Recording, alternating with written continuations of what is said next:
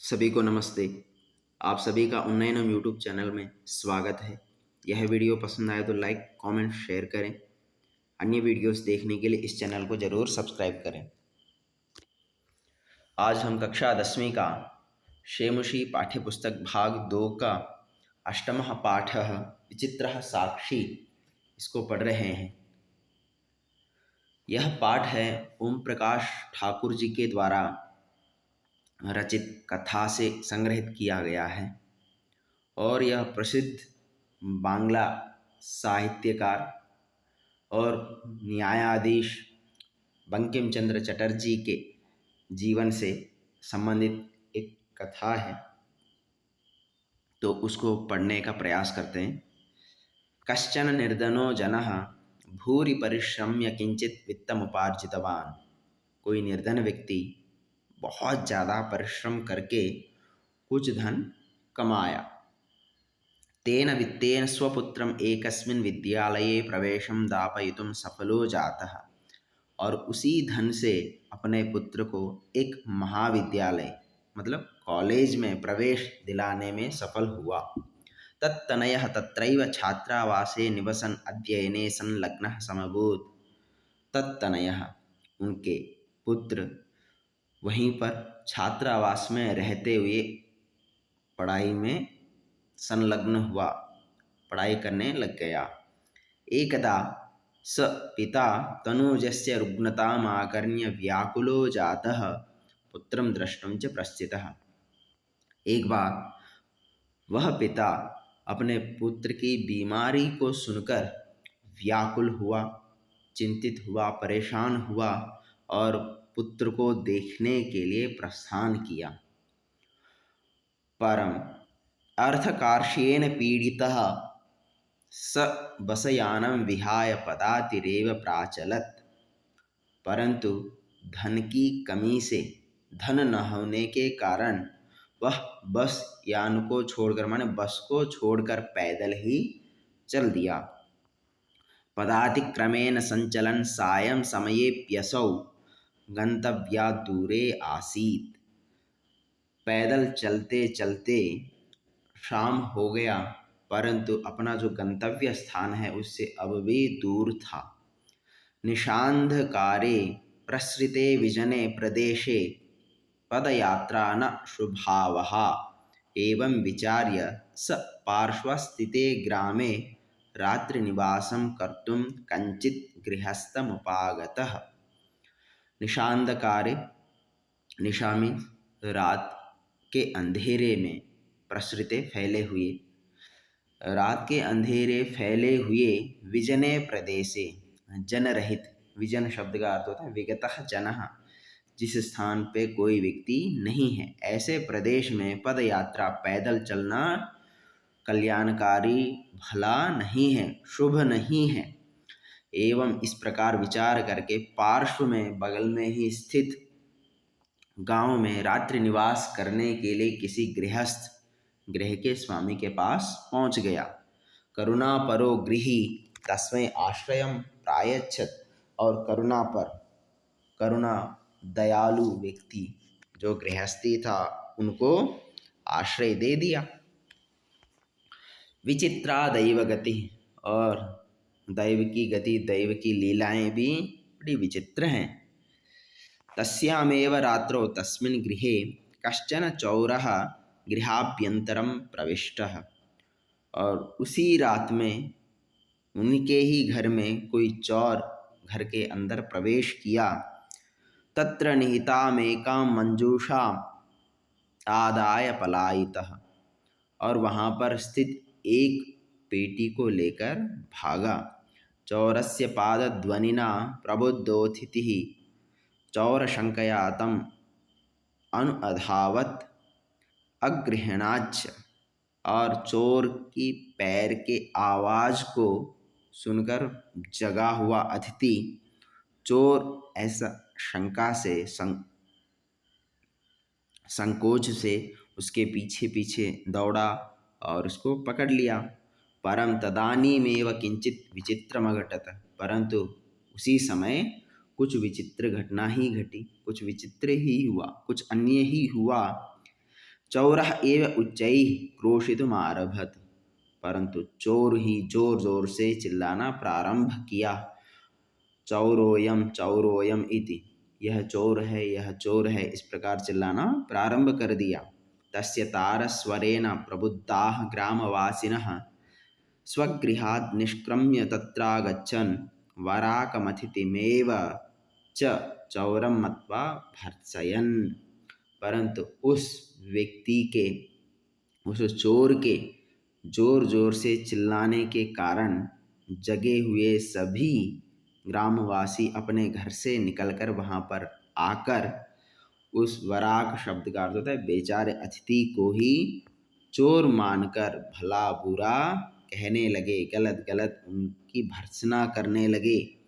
यद्यपि ग्रामस्य आरक्षी एव चोर आसीत्, परंतु वास्तव में गांव का जो आरक्षी था, जो रखवाली करने वाला था, वही चोर था। तत्क्षणमेव राजपुरुषः तम अतिथिं चौरोयम इति प्रख्याप्य कारागृहे प्राक्षिपत, और उसी क्षण राजपुरुष, जो राजा का जो सेवक था, उस अतिथि को यह चोर है ऐसा मानकर, ऐसा कहकर, ठहराकर, सिद्ध करके उसको कारागृह में डाल दिया।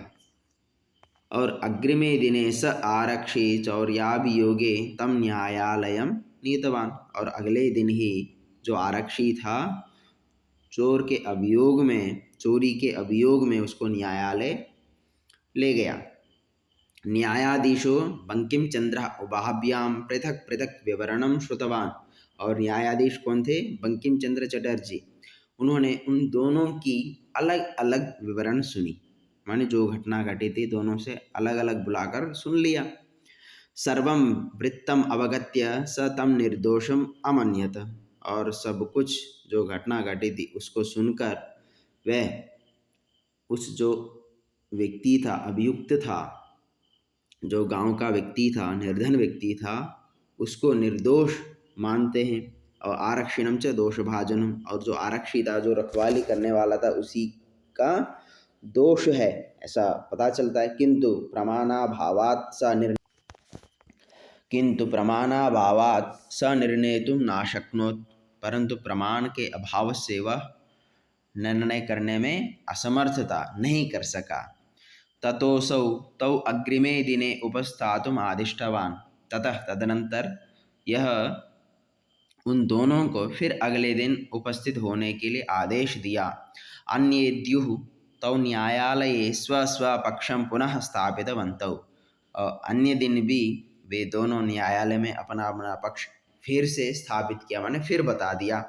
तदैव कश्चित् तत्रत्यः कर्मचारी समागत्य न्यवेदयत्, और तब ही कोई वहीं का कर्मचारी आकर निवेदन किया, यत् इतः क्रोशद्वयान्तराले कश्चित् जनः केनापि हतः। निवेदन करता है कि यहाँ से 2 कोश के बीच में कोई जन किसी के द्वारा मारा गया।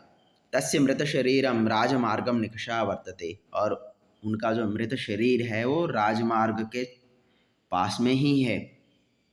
आदिश्यताम किम करणीयम इति, आदेश दीजिए क्या करना है, ऐसा उन्होंने कह दिया। न्यायाधीशः आरक्षिणम अभियुक्तम च तम शवम न्यायालये आनेतुम आदिष्टवान्, तो जो न्यायाधीश बंकिम चंद्र चटर्जी थे, वे आरक्षी को और अभियुक्त उन दोनों को उस शव को न्यायालय में लाने के लिए आदेश दिया। आदेशम प्राप्य उभौ प्राचलताम, और आदेश प्राप्त करके दोनों चल देते। तत्रोपेत्य काष्ठपटले निहितं पटाच्छादितं देहं स्कंदेन वहन्तौ न्यायाधिकारिणं प्रति प्रस्थितौ, और वहाँ पर पहुंचकर लकड़ी के पट्टे पर स्थित और कपड़े से आच्छादित देह को अपने कंधे से ढोते हुए न्यायाधिकारी जो बंकिम चंद्र चटर्जी है उनकी ओर चल पड़े, न्यायालय की ओर चल पड़े। आरक्षी सुपुष्ट देह आसीत, और जो आरक्षी था वो एकदम सुपुष्ट बलशाली था। और अभियुक्तश्च अतीव कृशकाय, परंतु जो अभियुक्त था वो एकदम कृशकाय दुर्बल था, कमज़ोर था। भारवतः शवस्य स्कंदेन वहनम तत्कृते दुष्करमासीत्, और डोते हुए शव का कंधे पर वहन करना उसके लिए बड़ा दुष्कर था, कठिन था। सह भार वेदनया क्रंदति स्म, और वह उस भार से क्रंदन माने रोने लगा था, रो रहा था।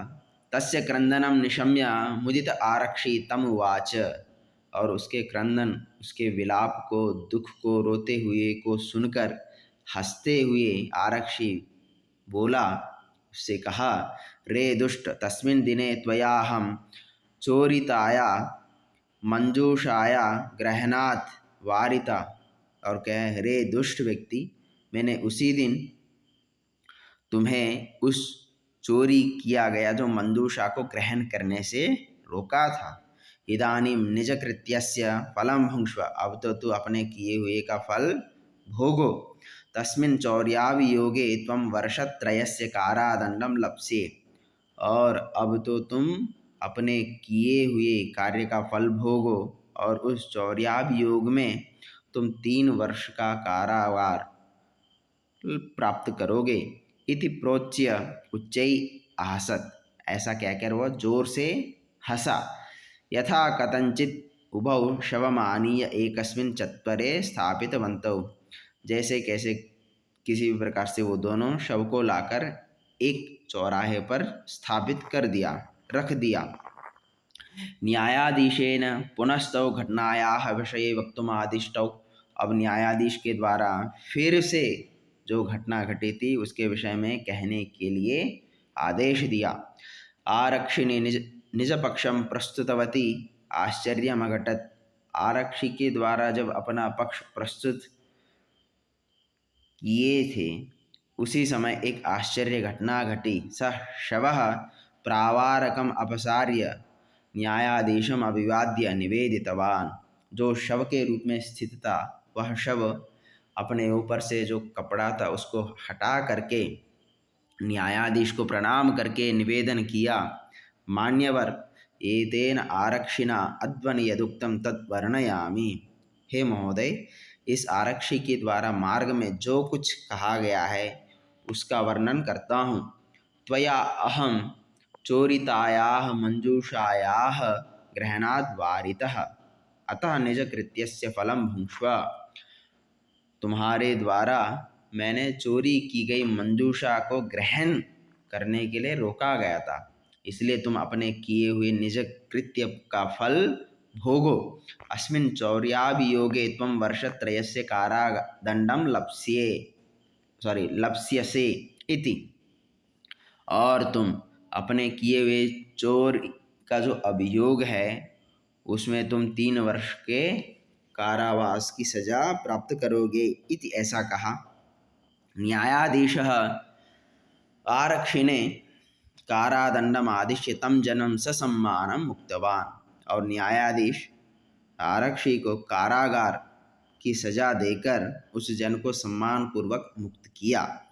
अतएव उच्यते, इसलिए कहा जाता है, दुष्कराण्यपि कर्माणि मतिवैभवशालिनः नीतिं युक्तं समालंभ्य लीलयैव प्रकुर्वते।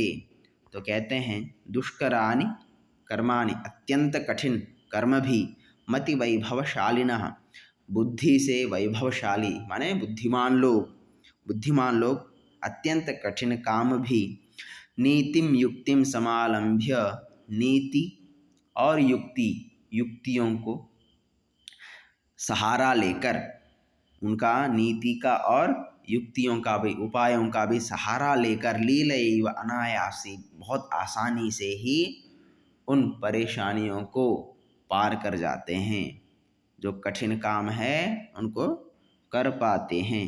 तो इसलिए हमें भी जब भी कोई काम कठिन लगे तो हमें भी प्रयास करना चाहिए, अपने बुद्धि का प्रयोग करें और उस कठिनता को दूर करने का प्रयास करें, क्योंकि इस दुनिया में जो बुद्धि का प्रयोग करके काम करता है उसका काम कभी भी असफल नहीं होता है और पूरा ही हो जाता है और अपने लक्ष्य को प्राप्त जरूर कर पाता है। धन्यवाद।